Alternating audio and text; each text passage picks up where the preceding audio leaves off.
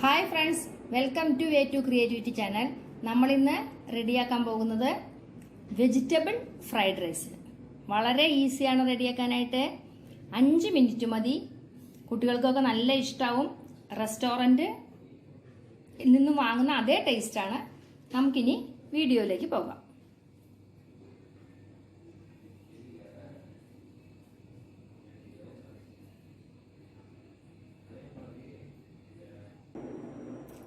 നമുക്ക് ഇനി എങ്ങനെ റെഡിയാക്കാമെന്ന് നോക്കാം. അതിനായിട്ട് ഞാനിപ്പോൾ ഇവിടെ എടുത്തിരിക്കുന്നത് പൊന്നി റൈസിൻ്റെ ചോറാണ്. നിങ്ങൾക്ക് ഇത് കിട്ടാത്ത ഏരിയയിൽ ബസുമതി റൈസിൻ്റെയോ ജീര റൈസിൻ്റെയോ ചോറ് ഉപയോഗിക്കാം. ഇതിപ്പോൾ ഞാൻ ഉച്ചയ്ക്ക് റെഡിയാക്കിയതാണ്. അതായത് ഉച്ചയ്ക്ക് നമുക്ക് ഫ്രൈഡ് റൈസ് റെഡിയാക്കണമെങ്കിൽ രാവിലെ ചോറ് വെക്കണം, അല്ല രാത്രിയാണെങ്കിൽ ഉച്ചയ്ക്ക് ചോറ് വെക്കണം. അതായത് നല്ല പോലെ തണുക്കണം ഈ ചോറ്, എങ്കിലേ ഈ ചോറ് ഒന്നൊന്നായിട്ട് വിട്ട് കിട്ടുള്ളൂ.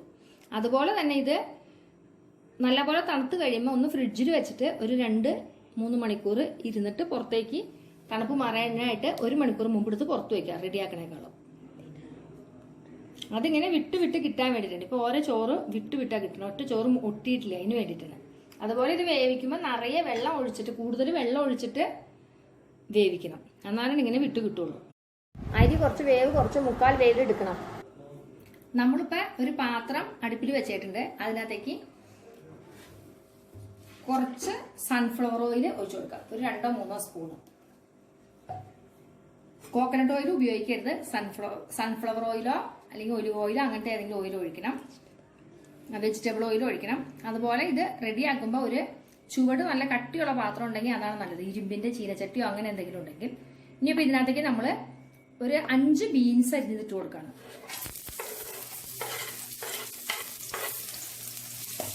ഇത് ഹൈ ഫ്ലെയിമിൽ വെച്ചിട്ടാണ് റെഡിയാക്കേണ്ടത്. ഗ്യാസ് നല്ലപോലെ കൂട്ടിയിട്ടിട്ട് പെട്ടെന്ന് അങ്ങനെ ചെയ്യും. ഇനി ഇതിനകത്തേക്ക് പയ്യെ ഒന്ന് വാടി കഴിയുമ്പോൾ ക്യാരറ്റ് ഇട്ട് കൊടുക്കാം. ഇത് ശരിക്കും വാടണ്ട, മറ്റേ സാധാരണ നമ്മൾ ഉണ്ടാക്കുന്ന പോലെ അത്രയ്ക്ക് വാടുന്നില്ല. ഫ്രൈഡ് റൈസിന് പതുക്കെ ഒന്ന് വാടിയാൽ മതി.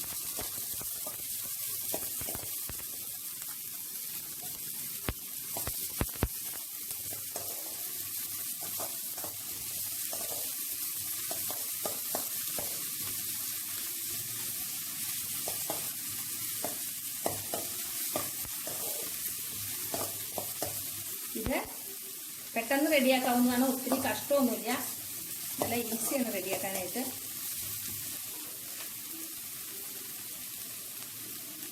ഇപ്പൊ നമ്മുടെ ക്യാബേജ് ഇട്ട് കൊടുക്കാൻ പോകും. ഒരല്പം ക്യാബേജ് അരിഞ്ഞിട്ടാണ്.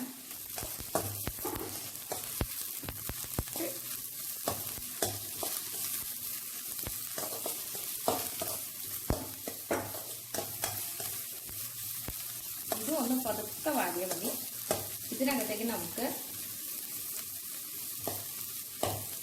ഒരു ഹാഫ് ക്യാപ്സിക്കം ഞാൻ അരിഞ്ഞു വെച്ചിട്ടുണ്ട്, അത് കൊടുക്കാം.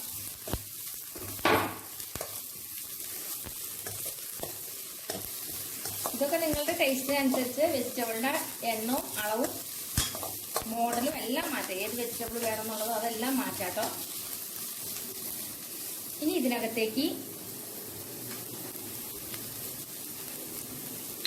1 ടേബിൾ സ്പൂൺ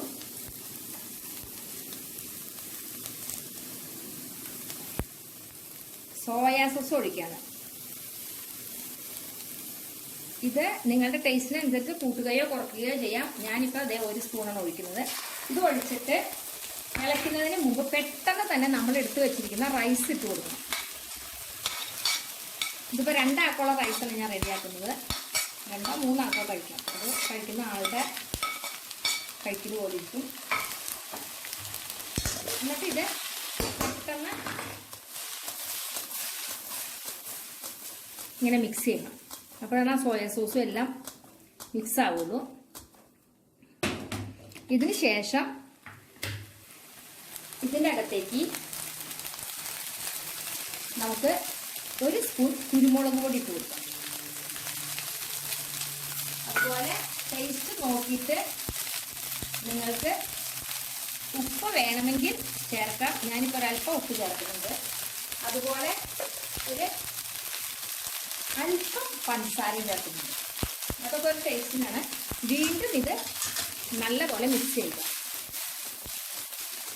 ഇത് കയ്യിൽ വെച്ച് അങ്ങനെ ആരും മിക്സ് ചെയ്യാറില്ല. ഇതിങ്ങനെയാണ് മിക്സ് ചെയ്യുന്നത്.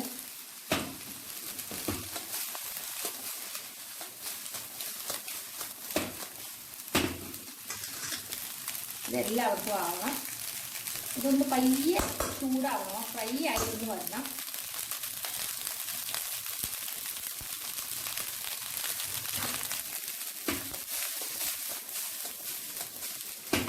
ഇനിയും നിങ്ങൾക്ക് ടേസ്റ്റിനനുസരിച്ച് ചില്ലി സോസോ ടൊമാറ്റോ സോസോ അതിൻ്റെയൊക്കെ ടേസ്റ്റ് ഇഷ്ടമാണെങ്കിൽ അതെല്ലാം ഒരു 1/2 സ്പൂണൊക്കെ വെച്ച് ഒഴിക്കാം. ഞാനിപ്പോൾ ഇത് ഒരു 1/2 സ്പൂൺ ടൊമാറ്റോ സോസ് ഒഴിക്കുന്നുണ്ട്.